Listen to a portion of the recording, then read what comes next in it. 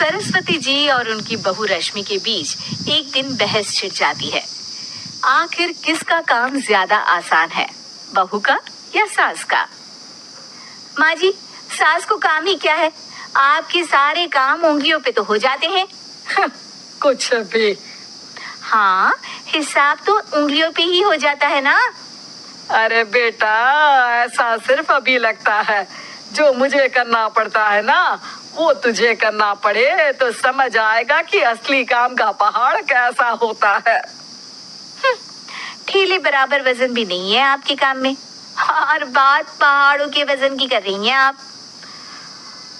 तू ऐसा करती ही क्या है घर में बेटा, ये तो बता मुझे। मैं थोड़ी ना कुछ करती हूँ, सब जादू से हो रहा है इस घर में।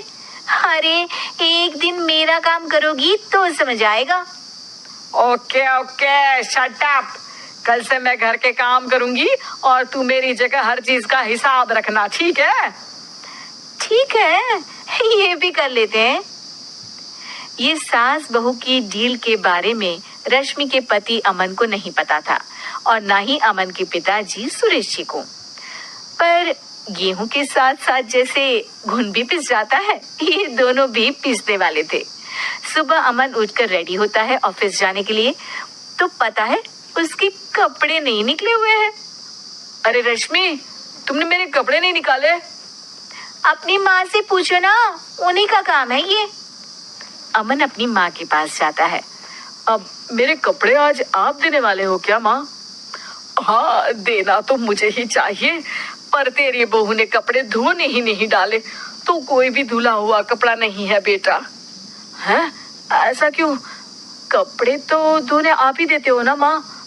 अरे बहू ने तुझे बताया नहीं, अब हम अदल बदल गए हैं, मैं अब बहू और तेरी बीवी सास। अमन परेशान हो गया।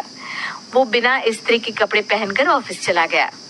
सरस्वती जी अपने घुटने के दर्द के कारण झुककर घर साफ नहीं कर पा रही थी और ना ही खाना बनाना याद रख पाई। उधर रश्मि पहले ही दिन घर की चाबी घुमा चुकी थी और 300 रुपए का हिसाब अलग नहीं मिल रहा था। पर दोनों का ही घमंड कैलाश पर्वत से भी बड़ा था और दोनों ही खेमे एक दूसरे की बात मानने को बिल्कुल तैयार नहीं थे। शाम को जब सुरेश जी और अमन खाना खाने बैठते हैं तो सरस्वती जी उनके सामने गाजर और पपीते लाकर रख देती हैं। अरे माँ, ये क्या है? ख्याली पुलाव के साथ सलाद। माँ जी खाना बनाना भूल गई लगता है। अरे एक एक चमन्नी का हिसाब है मेरे पास, खाना बनाना कैसे भूल जाऊंगी? ये तो मैंने पढ़ा था कि फल फ्रूट खाने से सेहत अच्छी रहती है, इसीलिए ये ले, एक फल खा ले। रात को सुरेश जी और अमन अपनी मीटिंग बिठाते हैं अकेले में।